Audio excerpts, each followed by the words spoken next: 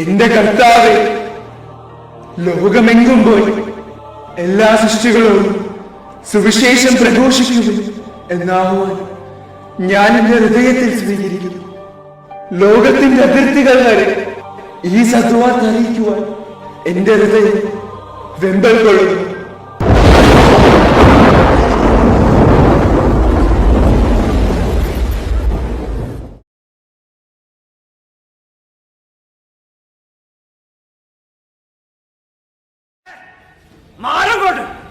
വലിക്കണവരെ പണം വാങ്ങിച്ചാലേ തിരിച്ചു കൊടുക്കാൻ പഠിക്കണം, അല്ലെങ്കിൽ ഇങ്ങനെ ഇങ്ങനെ കിടക്കും. അയ്യോ, നിങ്ങൾ എന്തെന്നാണ് ഈ കാണിക്കണത്? എന്റെ കണവൻ എങ്ങോട്ടാണ് പിടിച്ചോണ്ട് പോണത്? തമ്പുരാ, തമ്പുരാ,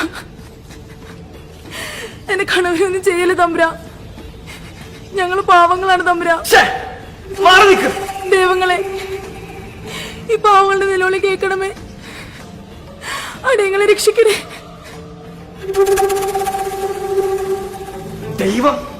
ദൈവത്തിനൊന്നും നിങ്ങളെ രക്ഷിക്കാൻ പറ്റില്ല. പൈസ ഉണ്ടെങ്കിലേ ഈ ഞാൻ നിന്നെ രക്ഷിക്കാം. നിന്നെയൊക്കെ ആര് രക്ഷിക്കാൻ?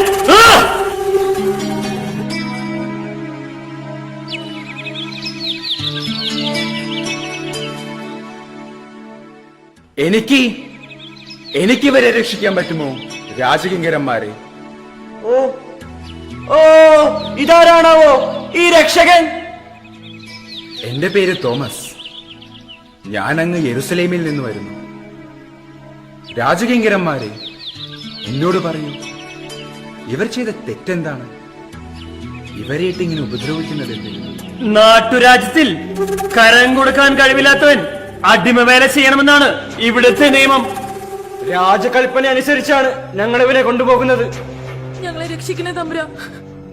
ഞങ്ങൾ പാവങ്ങളാണ് തമ്പുരാ. അവരുടെ തൊഴിൽ ചെയ്യാൻ അനുവദിക്കൂ.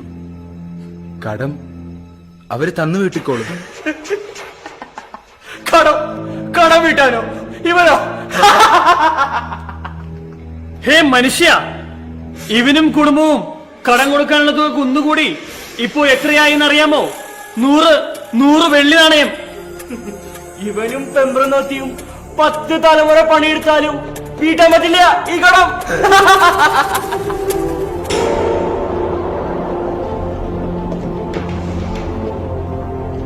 സർവശക്തനായ ദൈവമേ, സകലതിന്റെയും സൃഷ്ടാവേ, അശക്തന്മാർക്കും ആലംബഹീനർക്കും തുണയായവൻ, പാവപ്പെട്ടവന്റെ നിലവിളി കേട്ടിട്ട് അവന്റെ കണ്ണുനീർ തുടയ്ക്കുന്ന ദൈവമേ, ഈ പാവങ്ങളുടെ നിലവിളി കേൾക്കണമേ.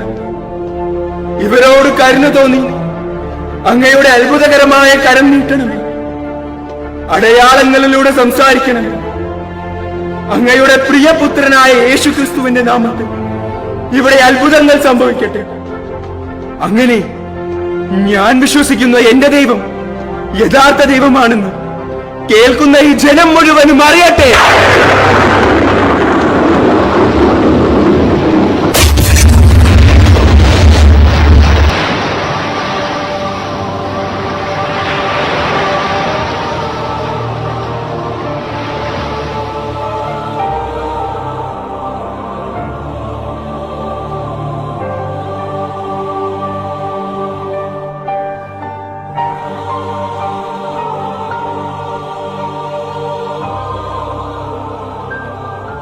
വെള്ളി നാണയങ്ങൾക്ക് പകരം 100 സ്വർണ്ണ നാണയങ്ങൾ. ഇത് സ്വീകരിക്കും.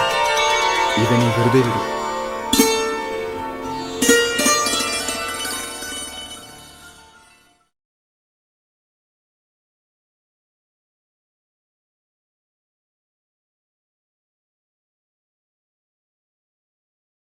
രാജാതിരാജൻ മഹാരാജ തിരുമനസ്സിതാ എഴുന്നള്ളുന്നേ.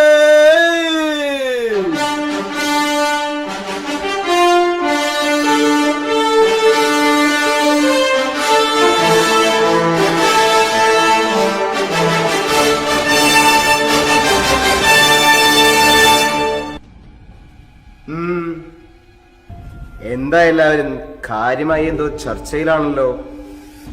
ഒന്നുമില്ല പ്രഭു. ഇവരെന്തൊക്കെയോ കണ്ട് പേടിച്ച് വെറുതെ എന്തോ പിച്ചും പെയ്യും പറഞ്ഞുകൊണ്ടിരിക്കുക. ഞങ്ങളുടെ കണ്ണുകൾ കണ്ടത് സത്യമാണെന്നേ.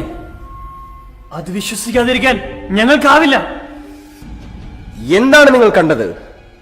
എന്താണ് നിങ്ങൾ ഇത്രയും മാത്രം ആശ്ചര്യഭരിതരാക്കിയത്? നമ്മോട് പറയൂ. ഞങ്ങൾ ഇന്നൊരു മനുഷ്യനെ കണ്ടു. വെറും മനുഷ്യനല്ല, ഒരു ദൈവപുരുഷൻ. അവൻ ആജ്ഞാപിച്ചപ്പോൾ കടലിൽ നിന്ന് മത്സ്യങ്ങൾ കരയിലേക്ക് ഉയർന്നു വന്നു. അവയുടെ വായ തുറന്നപ്പോൾ അതാ നിറയെ സ്വർണ്ണ നാണയങ്ങൾ. അവനത് ഞങ്ങളെ ഏൽപ്പിച്ചിട്ട് ആ അടിമയെ കൊണ്ടുപോയി. ഇതാ ആ സ്വർണ്ണ നാണയങ്ങൾ.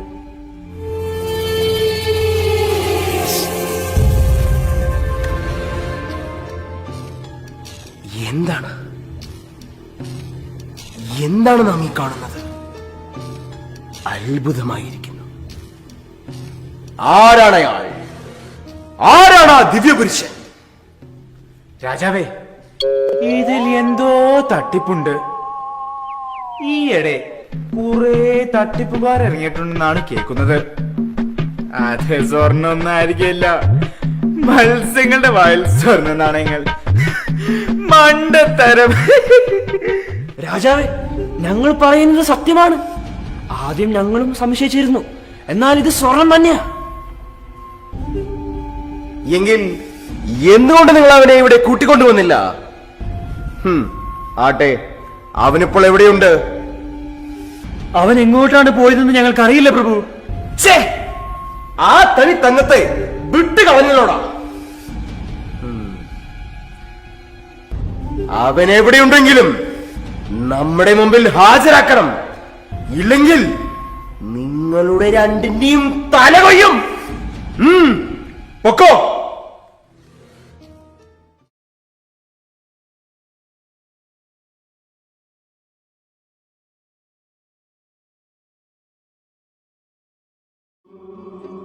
മണിയ, എനിക്ക് ദാഹിക്കുന്നു.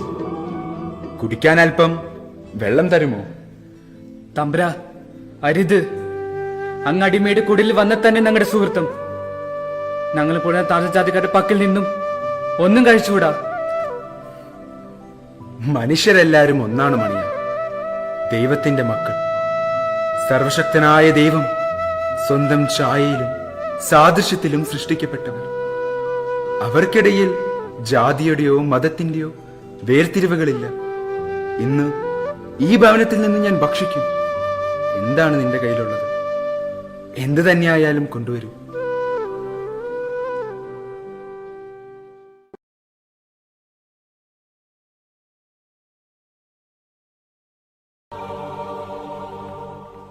ഇതാ അങ്ങുന്നേ.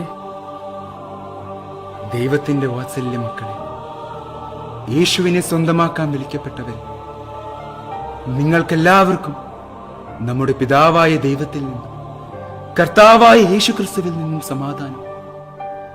പിതാവേ, അങ്ങയുടെ തൃക്കരങ്ങളിലേക്ക് ഈ ഭക്ഷണ പാനീയങ്ങളെ സമർപ്പിക്കുന്നു. അനേകർക്കു വേണ്ടി തന്നെ തന്നെ മുറിച്ചു വിളമ്പി അങ്ങയുടെ പ്രിയപുത്രന്റെ ഓർമ്മയ്ക്കായി ഞങ്ങളിതാ പരസ്പരം പങ്കിടുന്നു. സ്നേഹനിധിയായ പിതാവേ, ഈ ഭക്ഷണ പാനീയങ്ങളെ ആശീർവദിക്കണം. പ്രിയ സഹോദരങ്ങളെ, ഇതിൽ നിന്ന് ഭക്ഷിക്കുന്നതിന് മുൻപായി നിങ്ങൾ നിങ്ങളെ തന്നെ ശുദ്ധീകരിക്കുവിൻ. ദൈവസ്നേഹത്തിനെതിരായിട്ടുള്ളതെല്ലാം നിങ്ങൾ വർജിക്കുവിൻ. നിങ്ങളെ ദ്രോഹിച്ചിട്ടുള്ളവരോടെല്ലാം ഹൃദയപൂർവ്വം ക്ഷമിക്കുവിൻ.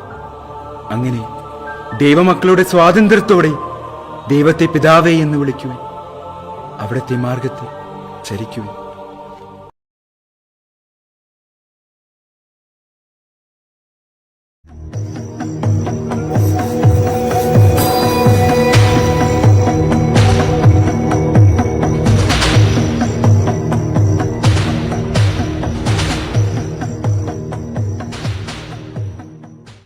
രാജൻ, അങ്ങ് പറഞ്ഞതുപോലെ ഞങ്ങൾ ആ മാന്ത്രികനെ കണ്ടു. എന്നാൽ അയാളങ്ങ് മുഖം കാണിക്കാൻ കൂട്ടാക്കുന്നില്ല. സമയമാകുമ്പോൾ അയാൾ തന്നെ വന്ന് കണ്ടുകൊള്ളാമെന്ന അയാൾ പറഞ്ഞത്. അയാൾ നമ്മൾ വിചാരിക്കുന്ന പോലെ വെറും ഒരു മാന്ത്രികനല്ല. പിന്നെ അയാൾ ആളുകളോട് ഒരു പുതിയ ദൈവത്തെക്കുറിച്ചും മറ്റും പറയുന്നത് ഞങ്ങൾ കേട്ടു. എന്ത്? അവന് അത്ര ധിക്കാരമോ?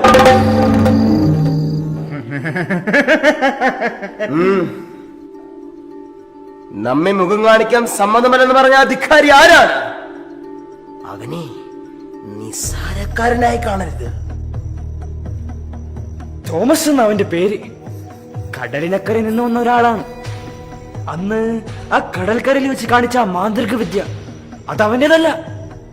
അവന്റെ ഗുരുവായ യേശു ക്രിസ്തു അവനിലൂടെ കാണിച്ചതത്രേ. ഈരം സൂര്യഗോളങ്ങൾ ഒന്നിച്ചു ചേർന്നാലും ഞാൻ പറയുന്നത് എവിടെ നടക്കും? ഇത് എന്റെ നാടാണ്. എന്റെ ആഗ്രഹങ്ങൾ, എന്റെ തീരുമാനങ്ങൾ, എന്റെ ഇഷ്ടങ്ങൾ, അതിന് കളങ്കം വരുത്തുന്നതൊന്നും ഇവിടെ നടക്കില്ല.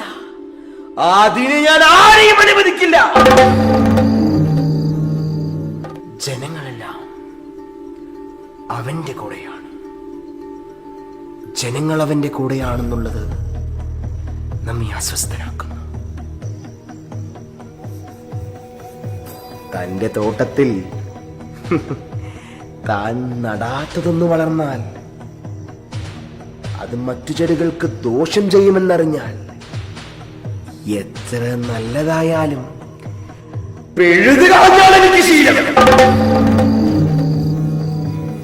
ഗുരുവിന്റെ ജീവൻ കുരിശിലാണ് തിന്നതെങ്കിൽ ഇവന്റെ ജീവൻ ഒരു കുന്തത്തിൽ വീഴണ്ടേ?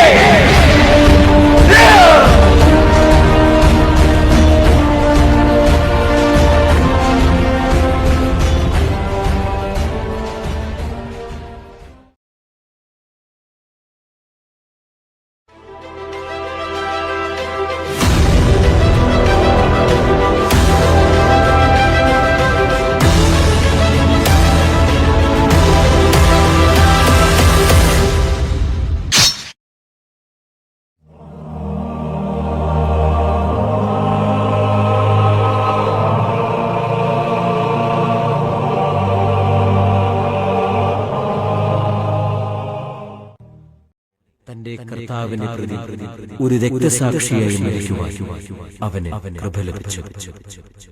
ആ രക്തം വീണ് കുതിർന്ന മണ്ണിൽ നിന്ന് ഉദയം ചെയ്ത ക്രൈസ്തവ സമൂഹം ഇന്ന് ലോകം മുഴുവൻ ക്രിസ്തുവിന് സാക്ഷ്യം വഹിച്ച് പടർന്ന് പന്തലിച്ച് തങ്ങൾക്ക് ക്രിസ്തുവാകുന്ന പ്രകാശത്തെ പകർന്നു തന്ന ആ പുണ്യാത്മാവിന്റെ സ്മരണയിൽ എല്ലാം അവർ പാടും.